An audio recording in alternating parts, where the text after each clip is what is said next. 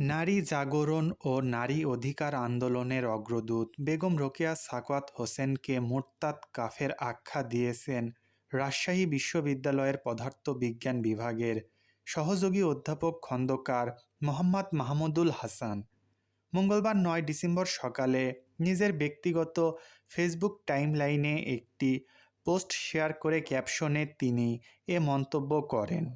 তার মন্তব্য ঘিরে সামাজিক যোগাযোগ মাধ্যম ফেসবুকে ব্যাপক সমালোচনা তৈরি হয়েছে।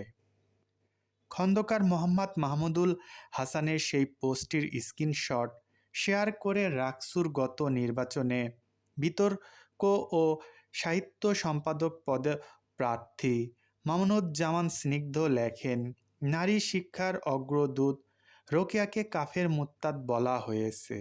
পবিত্র ধর্মগুলোকে ব্যবহার করে ঐতিহাসিকভাবে নারীদের উপর নিপীড়ন অত্যাচার করা হয়েছে, তা চার্চের অত্যাচার, হিল্লা বিয়ে কিংবা দাসী প্রথা, সবই ধর্মের নাম ব্যবহার করেই হয়েছে। রোকেয়া এসব কুসংস্কার ও বৈষম্যের বিরুদ্ধে লেখালেখি করেন।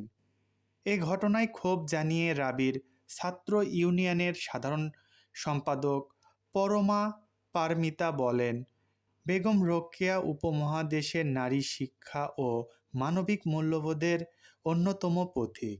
তিনি কখনো ধর্মবিদ্বেষী ছিলেন না, বরং অন্ধ কুসংস্কার, বৈষম্য ও অজ্ঞতার বিরুদ্ধে লড়াই করেছেন, যা ইসলাম সহ সব ধর্মেই সমর্থন করে।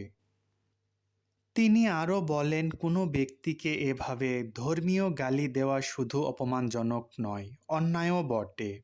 ভিন্ন মত বা প্রগতিশীল চিন্তাকে অপমান করে নয়, যুক্তি ও ইতিহাস বুঝে আলোচনা করাই সভ্যতার লক্ষণ। বেগম রোকেয়া জন্মদিনে তাকে হেয় করার চেষ্টা তার বিশাল অবদানকে ছোট করতে পারবে না, বরং আমাদের সংকীর্ণ মানসিকতা প্রকাশ করে। এদিকে এ পোস্টের জেরে বিকেলে পুনরায় ফেসবুকে এক পোস্টে সহযোগী অধ্যাপক খন্দকার মোহাম্মদ মাহমুদুল হাসান লেখেন, বেগম রোকেয়া আল্লাহ সুবহানাহু ওয়া তাআলার নাজিলকৃত কিতাব অস্বীকার করেছেন, মুহাম্মদ সাল্লাল্লাহু আলাইহি ওয়াসাল্লামের রিসালাত অস্বীকার করেন, তাকে প্রতারক বলেছেন, আল্লাহর নাজিলকৃত বিধান নিয়ে কটূক্তি করেছেন। এত কিছুর পরে কোনো মানুষের ঈমান থাকতে পারে না। তিনি আরও লেখেন, আমার বক্তব্য এটুক ফতোয়ার মতো মনে হচ্ছে। ফতোয়া দেওয়ার অধিকার আলেমদের, আমার নয়। এই জায়গায় অনধিকার চর্চা করেছি বলতে পারেন। ঈমান ভঙ্গের কারণ সম্পর্কে যার মোটামুটি ধারণা আছে তিনি কখনোই এমন কাউকে ঈমানদার বলবেন না।